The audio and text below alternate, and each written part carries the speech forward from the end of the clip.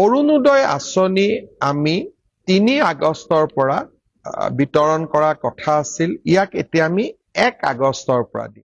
Welcome back to my second channel হাতিটেকৰ নতুন ভিডিঅ'লৈ আপোনাক বহুত স্বাগতম জনাইছোঁ। যদি আপুনি এজন অৰুণোদয় হিতাধিকাৰী তেন্তে এইটো ভিডিঅ' কল আপোনাৰ বাবে হ'বলগীয়া আছে, কাৰণ অৰুণোদয় হিতাধিকাৰীসকলৰ কাৰণে বহুতে ভাল খবৰ।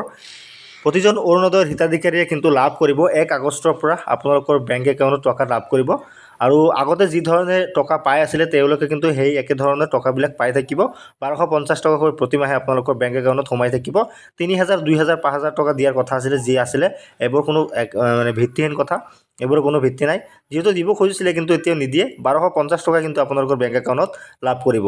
আৰু যিসকল উজনি অসমৰ বানৰ কবলত পৰিছে, ৪খন ডিষ্ট্ৰিক্টে মুঠতে আপোনালোকৰ ২৫০০ টকাকৈ লাভ কৰিব।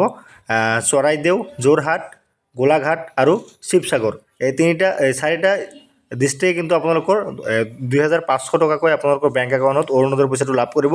আৰু এই অৰুণোদয়ৰ টকা কিন্তু অহা ৩ আগষ্ট তাৰিখে পইচাবিলাক কিন্তু বিতৰণ কৰাৰ কথা আছিলে। কিন্তু এই বানৰ ফলত অসমৰ মুখ্যমন্ত্ৰী ডক্টৰ হিমন্ত বিশ্ব শৰ্মা ছাৰে কিন্তু ৩ আগষ্টত নহয়, এতিয়া কিন্তু আপোনালোকৰ ১ আগষ্ট অৰ্থাৎ অহাকালিৰ দিনৰ পৰা কিন্তু আপোনালোকৰ বেংক একাউণ্টত এই অৰুণোদয়ৰ যি পইচা, এই পইচাটো আপোনালোকৰ বেংক একাউণ্টত দি দিব। এতিয়া কথা হ'ল, বহুতেই কমেণ্ট কৰি আছে যে অৰুণোদয়ৰ পইচা কোনসকলে লাভ কৰিব বা কোনসকলে লাভ কৰিব, নতুন অৰুণোদয়ৰ পইচাবিলাক লাভ কৰে নে নকৰে, কোনসকলে অৰুণোদয় এলিজিবল হৈছে, পইচাটো কোনসকলে কিমান পাব, এই সকলোবোৰ প্ৰশ্ন উত্তৰ মই দিবলৈ চেষ্টা কৰিম। যে অৰুণোদয় 3.0 অৰ্থাৎ অৰুণোদয়ৰ যিবোৰ টকা আছিলে, অৰ্থাৎ আগতে যিসকল মহিলাই অৰুণোদয়ৰ পইচা লাভ কৰিছে তেখেতসকলে আৰু একো কৰিব নালাগে। কেৱল মাত্ৰ আপোনাৰ বেংক একাউণ্টত যদি DVD লিংক আছে, তেনে ক্ষেত্ৰত কিন্তু আপোনাৰ এই টকাটো আপোনাৰ নিজৰ বেংক একাউণ্টত সোমাই যাব। অৰ্থাৎ আপোনালোকৰ যিখন বেংক একাউণ্টত ৯,০০০কৈ টকা লাভ কৰিছিলে অৰুণোদয়ৰ, সেই ৯,০০০কৈ টকা সোমোৱা যিখন বেংক একাউণ্ট আছে, সেই ছেম বেংক একাউণ্টতে কিন্তু আপোনালোকৰ অৰুণোদয়ৰ পইচা যি ১২৫০ টকা, এই ১২৫০ টকা প্ৰতিমাহে পাই থাকিব বা সোমাই থাকিব। ১২৫০ টকাকৈ প্ৰতিমাহে আপোনাৰ বেংক একাউণ্টত সোমাই থাকিব।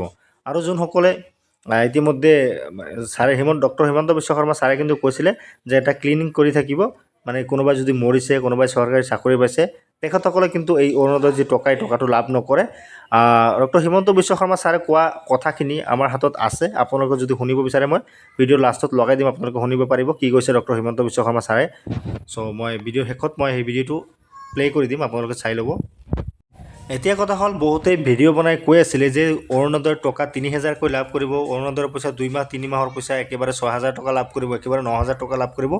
তেনেকুৱা কিন্তু এই পইচাবিলাক লাভ নকৰে। ডক্টৰ হিমন্ত বিশ্ব শৰ্মা ছাৰে কোৱা মতে কিন্তু আপোনালোকৰ যি বেংক একাউণ্টত, সেই প্ৰতিটো বেংক একাউণ্টত কিন্তু ১২৫০ টকাকৈয়ে আপোনাৰ একাউণ্টত সোমাব।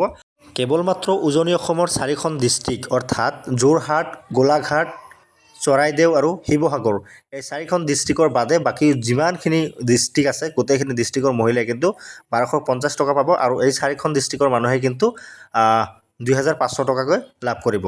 শ্ৰদ্ধাৰ ৰাইজ, অৰুণোদয় আঁচনি আমি ৩ আগষ্টৰ পৰা বিতৰণ কৰা কথা আছিল, ইয়াক এতিয়া আমি ১ আগষ্টৰ পৰা দিম। যোৱাবাৰ যেতিয়া মই ফেচবুক লাইভ কৰিছিলো, বহুতে মোক কৈছিল যে মামা এইবাৰ অৰুণোদয় দিব নালাগে, অৰুণোদয়ৰ পুঁজিখিনি চৰাইদেউ আৰু শিৱসাগৰ জিলাত দিয়ক। আমি ইমান ডাঙৰ পদক্ষেপ ল'ব খোজা নাই, কিন্তু আমি এটা সিদ্ধান্ত লৈছো যে চৰাইদেউ, শিৱসাগৰ, যোৰহাট আৰু গোলাঘাট জিলাৰ অৰুণোদয় হিতাধিকাৰীসকলক এইবাৰ আমি ২,৫০০ টকা দিম। অৰ্থাৎ ১৫,০০০ টকা বানত গুৰুতৰভাৱে আক্ৰান্ত পৰিয়ালে পালে।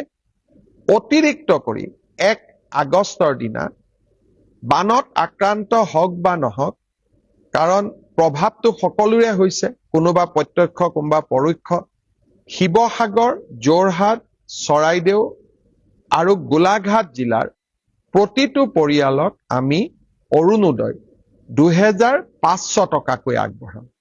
অৰ্থাৎ ১৫,০০০ টকা আমি গুৰুতৰ আক্ৰান্তসকলক দিলো, অতিৰিক্ত আৰু ২,৫০০ টকা অৰুণোদয়ৰ পৰা পালে, ১৭,৫০০ হ'ল।